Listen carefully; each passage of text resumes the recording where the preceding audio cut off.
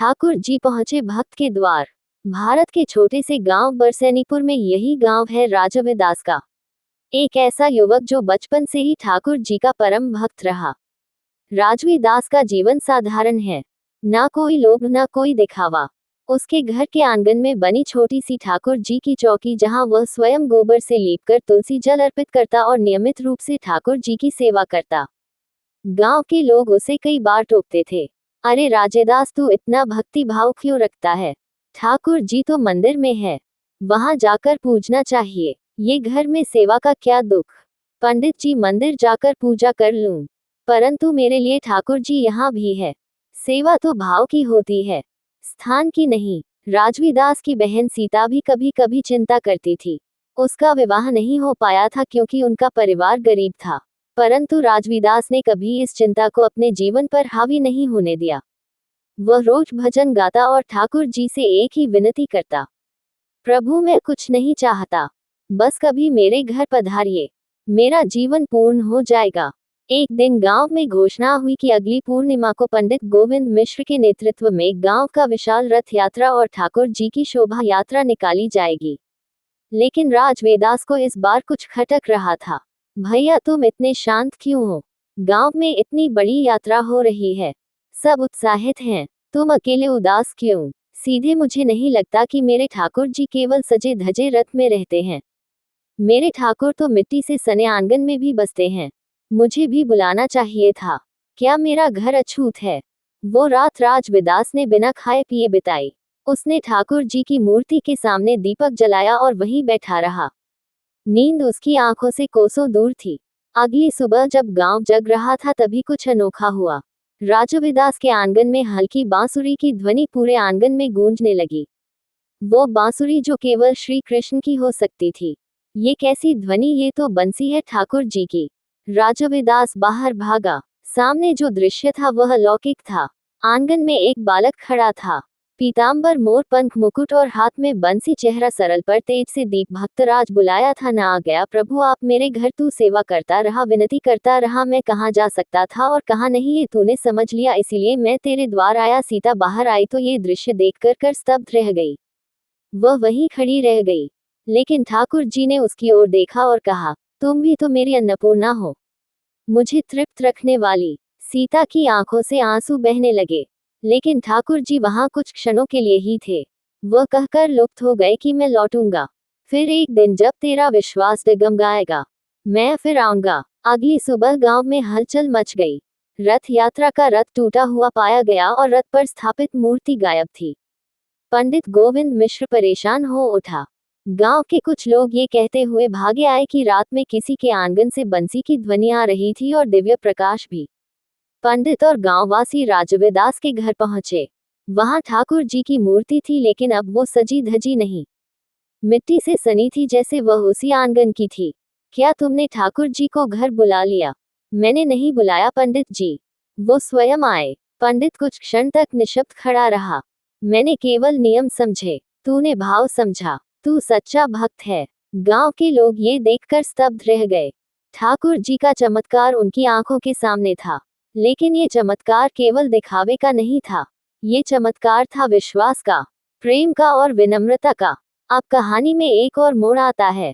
गांव के एक अमीर मामा जगन्नाथ, जो राजविदास के मामा थे, वर्षों पहले उसे त्याग चुके थे। अब उन्हें ये सब सुनकर अंदर से खलिश हुई। मैंने राजा वेदास को दुत्कारा क्योंकि वह गरीब था और अब ठाकुर जी उसके द्वार पधारे। बरसैनीपुर में अब हर कोई राजवेदास को सम्मान से देखने लगा था। उसकी झोपड़ी अब भजन और कीर्तन का स्थान बन गई थी। ठाकुर जी की वही मूर्ति जो कभी रथ यात्रा की शोभा थी, अब उसी आंगन में रखी थी जहां तुलसी और गोबर की सौधी गंध बसी रहती थी। लेकिन वहीं दूसरी ओर हवेली में बैठे मामा जगन्नाथ के मन में कुछ और ही चल रहा था। उन्हें ये स्वीकार नहीं था कि एक निर्धन त्यागा हुआ भांजा राजविदास ठाकुर जी का प्रिय भक्त बन गया। ठाकुर जी मेरे घर क्यों नहीं आए? क्या मेरे पास धन की कमी है? क्या मैंने मंदिर नहीं बनवाया गांव में? फिर क्यों नहीं आए मेरे द्वार? मामा की यही व्याकुलता धीरे धीरे ईर्ष्या में बदलने लगी। उन्होंने सोचा कि अगर ठाकुर जी को अपने घर लाना है तो उन्हें राजवेदास से छीना जाएगा वह अधिकार। इसी बीच एक रात्रि ठाकुर जी की मूर्ति को लेकर कोई गांव के मंदिर में चुपचाप रखाया। सुबह जब राजदास उठा तो उसकी चौकी खाली थी। मूर्ति, दीपक, तुलसी सब वैसे ही थे, लेकिन ठाकुर जी अनुपस्थित थे। प्रभु, क्या मेरा प्रेम अब आपको नहीं भाता या मेरी भक्ति अब क्षीण हो गई? वहीं दूसरी ओर गांव का मंदिर चकाचौंध से सजा हुआ था। देखा, ठाकुर जी को घर चाहिए लेकिन ठिकाना तो मंदिर ही है। अब सेवा यही होगी, शोभा भी यही होगी। गांव के कुछ लोग असमंजस में थे, परंतु अधिकतर लोग मामा के आयोजन में सम्मिलित हो गए। लेकिन राजवेदास चुप था। एक सप्ताह यूं ही बीत गया।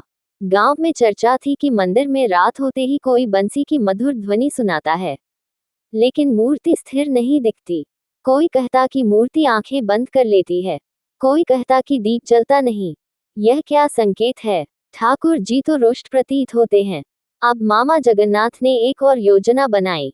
उन्होंने गांव में भव्य रासलीला का आयोजन किया, ये सोचकर कि ठाकुर जी प्रसन्न होंगे और मंदिर में स्थिर रहेंगे। राजा की तरह पूजा उन्हें, फिर देखना कैसे ठहरते हैं। सारी रात आयोजन चला, लेकिन सुबह मंदिर की मूर्ति पुनः गायब थी। ये समाचार बिजली की तरह पूरे गांव में फैल गया। राजदास के घर जब सीता ने तुलसी में जल डाला तो देखा ठाकुर जी की मूर्ति फिर से चौकी पर थी, वैसे ही साधे स्वरूप में धूल सनी, लेकिन सजीव। भैया देखो, ठाकुर जी लौट आए। राजविदास शांत रहा। उसने कोई उत्सव नहीं मनाया, कोई घोषणा नहीं की। प्रभु लौटे नहीं है, वो कभी गए ही नहीं थे। शायद वह देख रहे थे कि मैं वियोग सहन कर पाता हूं या नहीं। पंडित गोविंद मिश्र और अन्य ग्रामीण भी वहां पहुंचे। सबने वही मूर्ति देखी, परंतु अब वह चुपचाप देख रही थी, जैसे स्वयं कह रही हो, मैं जहां प्रेम है वहीं हूं। हमें समझ लेना चाहिए, ठाकुर जी को धन साथ सज्जा नहीं चाहिए, उन्हें चाहिए एक समर्पित मन। अब कहानी का अंतिम मोड़ आता है जब मामा जगन्नाथ, जो अब तक अपनी जीत के गर्भ में थे, स्वयं मंदिर में मूर्ति के ना होने से विचलित हो उठे। उन्होंने गांव छोड़ने का निश्चय कर लिया, लेकिन ठाकुर जी उन्हें भी मार्ग दिखाना चाहते थे। एक रात मामा के स्वप्न में एक बालक आया, वही पीतांबर धारी मोर पंख वाला। जगन्नाथ, तूने सेवा नहीं व्यापार किया, मुझे पाने के लिए हृदय चाहिए, हवेली नहीं। अब भी समय है, लौट जा अपने भांजे के पास। मामा जगन्नाथ की नींद खुली तो वह कांप रहे थे। प्रातः होते ही वह सादा वस्त्र पहनकर राजवेदास के द्वार पर पहुंचे। भांजे, मैंने तुझे त्यागा, परंतु तूने ठाकुर जी को पाया। क्या मेरे जैसे पापी को भी क्षमा मिलेगी? मामा, ठाकुर जी प्रेम को खोजते हैं। जब आपने मुझसे प्रेम करना शुरू किया तब से वो आपको भी मिल जाएंगे। मामा की आंखों से आंसू बह निकले। गांव अब समझ गया था, ठाकुर जी जहां रीत नहीं वहां प्रीत खोजते हैं, जहां आडंबर नहीं वहां आदर होता है। राजवेदास की कथा केवल एक भक्त की नहीं, एक संदेश की कथा थी। भक्ति में अधिकार नहीं होता, वहां समर्पण होता है। ठाकुर जी को बुलाया नहीं जाता, वह अपने आप चले आते हैं। जब द्वार पर प्रेम खड़ा हो,